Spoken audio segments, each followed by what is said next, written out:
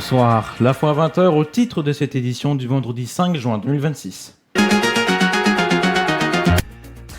Le corps de Liana, une collégienne de 11 ans disparue le 29 mai, a été retrouvé ce jeudi. Le principal suspect avait déjà fait l'objet de plusieurs plaintes et signalements pour violences sexuelles sur mineurs sans jamais avoir été inquiété. Le ministre de la Justice s'est dit aussi terrifié par un possible dysfonctionnement des procédures judiciaires.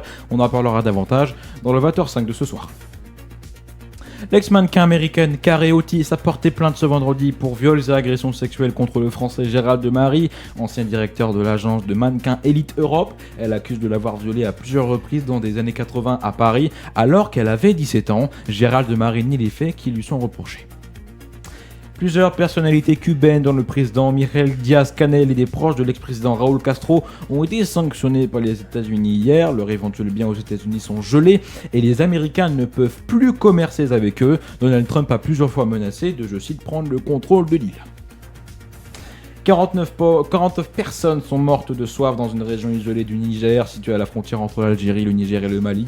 Après la panne du camion qui les transportait, ont indiqué les autorités locales ce jeudi. De survivants ont pu alerter les autorités après avoir marché plusieurs dizaines de kilomètres. Les voyageurs rentraient du Mali pour célébrer la fête de l'Aïd.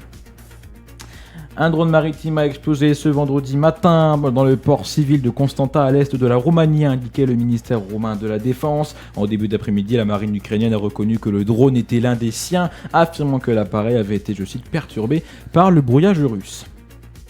Anthropic, l'entreprise américaine spécialisée dans l'intelligence artificielle à l'origine du modèle Claude, a proposé ce jeudi